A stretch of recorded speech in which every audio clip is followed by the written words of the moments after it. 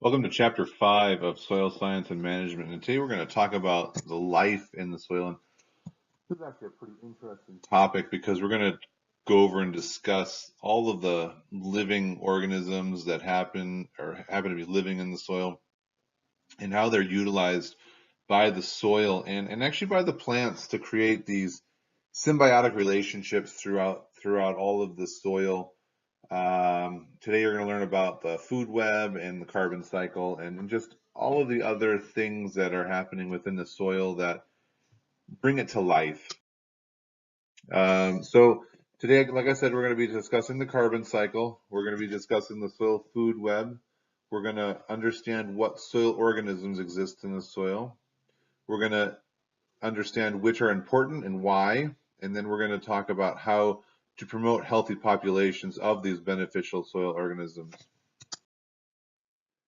So to start out in saying that a soil is teeming with life would be an understatement. Don't need to read all these facts for you, but in 1 teaspoon of soil, you can create find all kinds of living organisms, small, very small organisms, and all of these algae and fungi and bacteria, they all have a role. They all are doing things within the soil to help or promote or even to take away nutrients. So many of these different organisms are either creating nutrients or using nutrients or changing nutrients into another thing. So there's always something going on underneath your feet. Whenever you're walking around, there's always things down there changing other things into new things. So when we talk about this, we're going to start with the food chain or the food web. And you guys, I'm sure, have heard about this. Goes basically back to the herbivores, the carnivores, uh, and the carbon cycle. This is basically the antithesis of the carbon cycle. It's how carbon is turned into a food. That food is then consumed by something, and it's consumed again and again, and then the top of the food chain animal will die, and the microorganisms will convert that animal back into nutrients that go back into plants. When we look at the different things in the food chain, we have the primary producers and consumers, we have the secondary consumers, we have the detritus, we have the decomposers, we have the organic matter, and then we have the humus. So if we look at this as a cycle, the producers are what take the carbon and turn it into food. So there's only one thing in the world that can make its own food, and that's plants.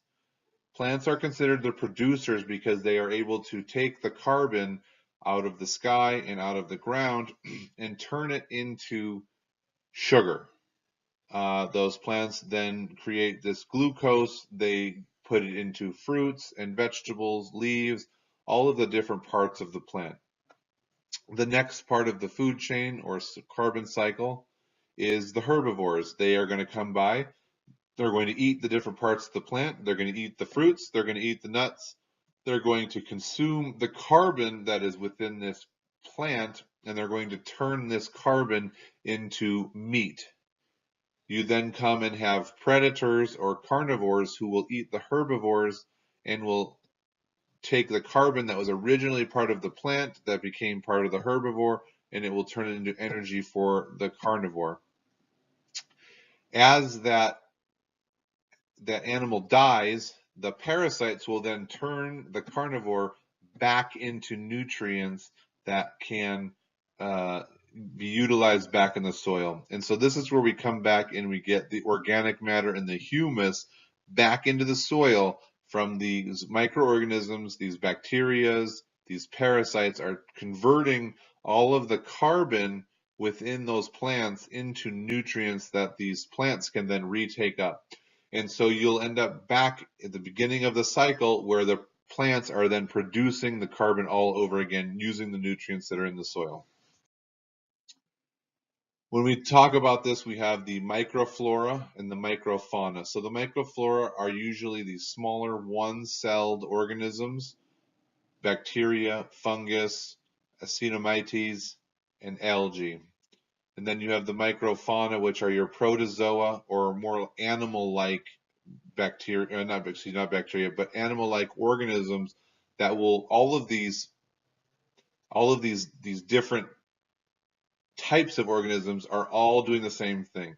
They're all breaking down different portions of things in the soil to convert them into other materials that plants and animals can use. So if we're going to look at the distribution of these microorganisms within the soil, you have what is called the rhizosphere. And it is usually an area that is about 1 to 2 millimeters from the plant roots. So what ends up happening is these plants and these microorganisms start to build these symbiotic relationships. We're going to discuss them in labs and in future lectures, but there are something called the mycorrhizal fungus. So you'll see the rhizosphere, which is the area around a plant, also the plant roots, that's the rhizo meaning root, sphere meaning the area around the root. And then myco means fungus, so you'll actually have the literal translation of mycorrhizae is fungus roots, and you start to have these relationships. These funguses will bring water and nutrients closer to the plants, and then the plants will give the sugars back to the mycorrhizae so that they can sustain themselves and live off of those sugars. We also have nutrient cycling, and this is going to be different types of materials that are either in the air or in the ground, and they are being converted and churned into different materials that plants can use. So this will be nitrogen fixation. We'll talk about different types of elements that need to be fixed and utilized so the plants have access to them. So here we go, nitrogen fixation. This is the process of converting nitrogen gas to ammonium and then ultimately turning that ammonium into nitrate so that the plants can use it. Plants can use nitrogen in two forms. It can be used both as ammonium and as nitrate. These are the two different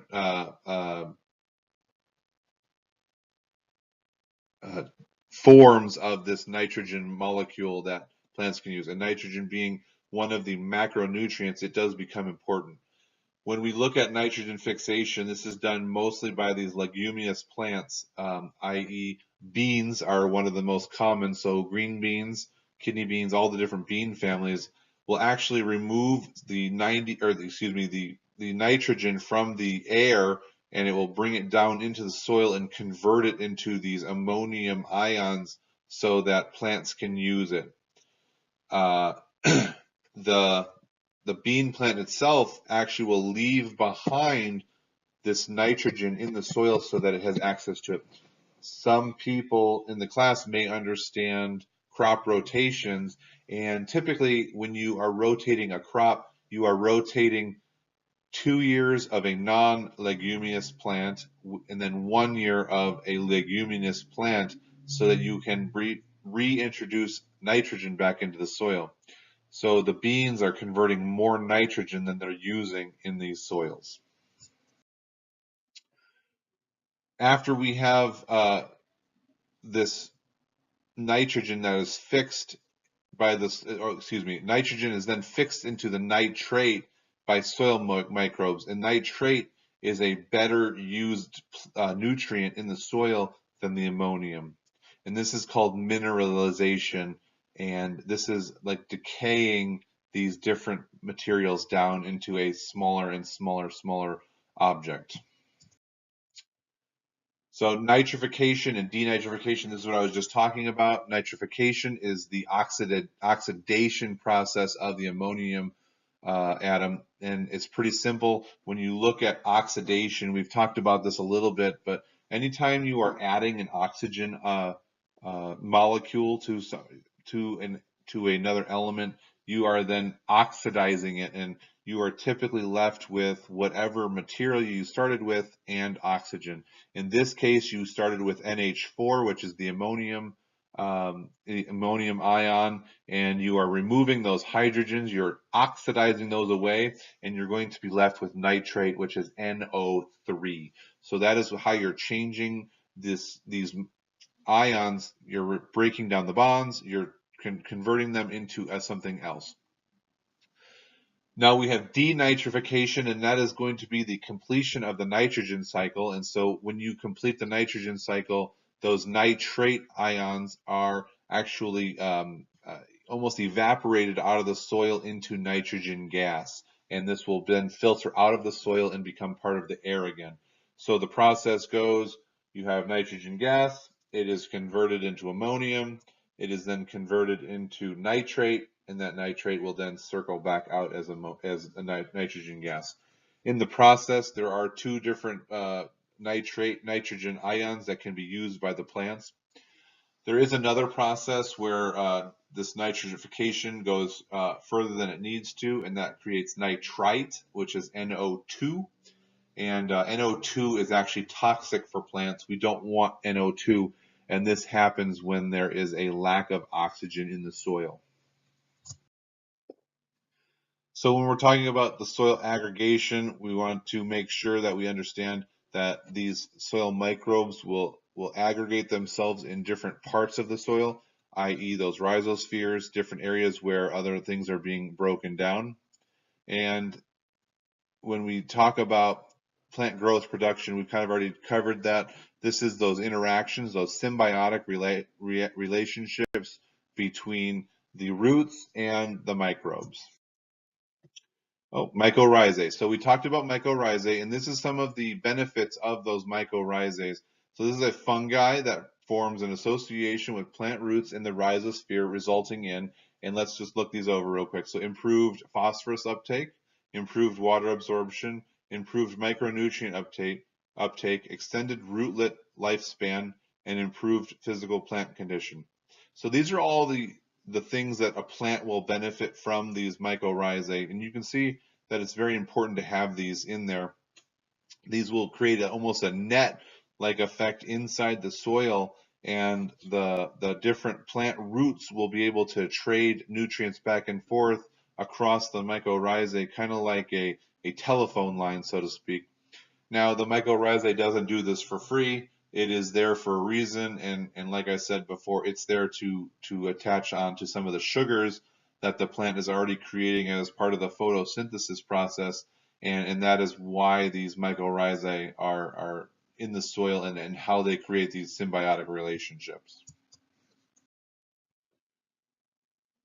So then we talk about rhizobacteria, and these are going to be bacteria that are similar to those mycorrhizae. So remember, mycorrhizae are fungus, but then there are rhizobacteria, and these are root promoting or supporting bacteria that are in the soil. These are going to help break down organic matter that's in the soil so that plants have access to it and can utilize that organic matter as a fertilizer and something that the plants can use to produce the sugar. We also utilize soil organisms in bioremediation. This is when we find certain different bacteria or fungus that will help break down oils or pesticides or organic wastes. Back in the day, there was DDT, and DDT was a real hard one because it was perpetuated itself in the soil. And we have determined that there are certain bacteria that will eat this DDT and will help remove it from certain areas. So methane production and absorption. These are other bacteria that will create methane gas. And so these are anaerobic reactions. And these are not something that we're going to want to have when we're talking about plant growth. If you're having methane or swamp gas smelling soil, then you probably don't have soil that is suitable to grow things. And these are going to be an oxygen free areas. So there's going to be no oxygen. It's going to be everything but the oxygen in these areas.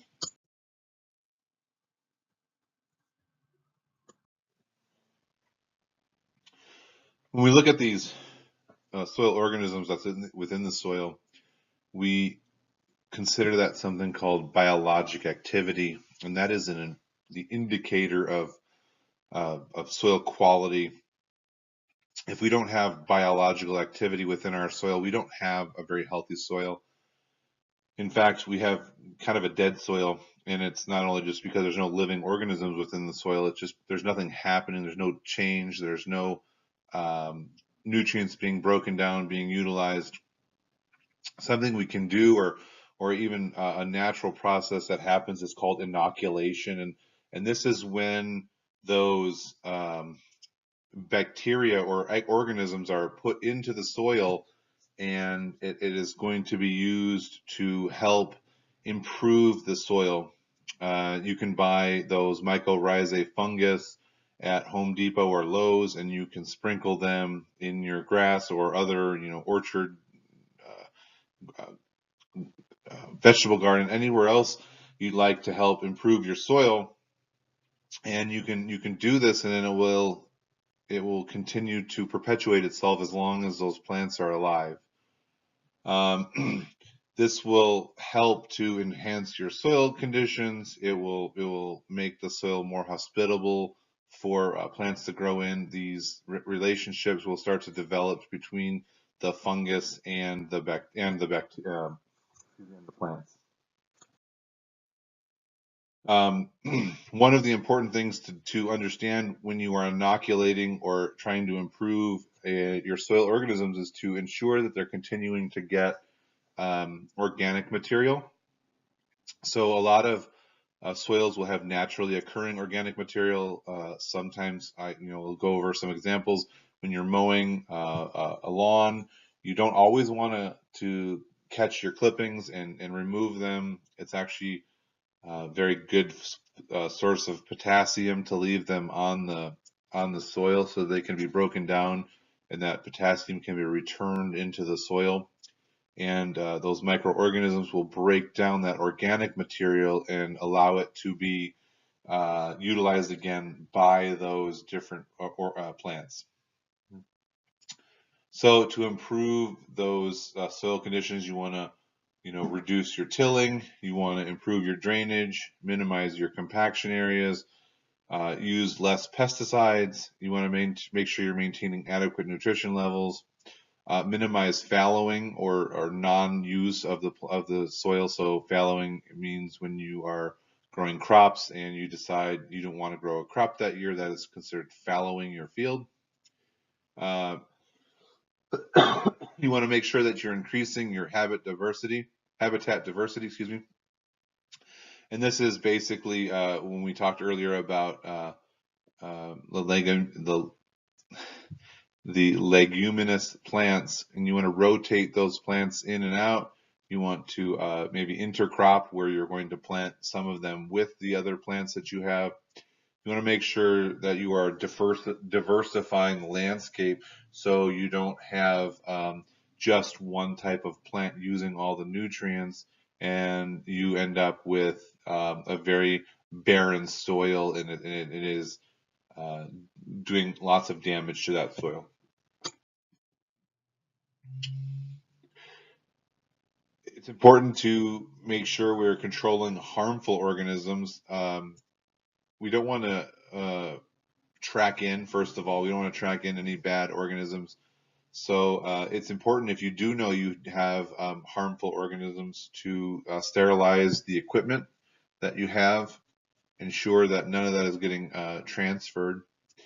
Again, you want to make sure you're rotating crops, so you have different bacterias that are being worked and different materials that are being broken down in the soil.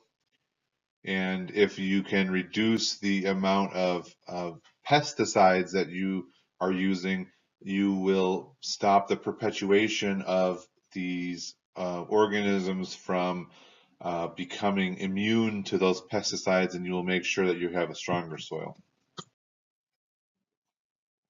There are also soil animals. We talked about the macrofauna, or excuse me, we did not. There are two groups, the macrofauna and the mesofauna. And these are just different size ideas. So the macrofauna is to mix and invert soil and create larger soil channels. So this is going to be your worms, your little insects that dig holes. And then the mesofauna, they're going to do the same as that macrofauna, but they're going to help in the decay process. So what they're going to do is they're going to actually take those organic materials and convert them into a fertilizer. So again, i.e. worm casings and or other fecal material that is being taken one organic material and converting into something more useful for the plants. So here's some ideas for those mesofaunas. You have those nematodes, you have arthropods, and then the macrofauna is going to be earthworms or small mammals such as mice or other small rodents that can create holes. These are actually beneficial because they're going to help aerate, they're going to help reduce compaction in certain areas. So the summary for the chapter looks like this. We talked about the soil food web. We talked about how microorganisms can be beneficial or detrimental. Make sure you understand the nitrogen cycle. Make sure you understand how mycorrhizae and other organisms interact with the soil rhizosphere. And then make sure you understand what a mesofauna and a macrofauna are for questions that could be potentially on your tests. Thank you. I will see you next time.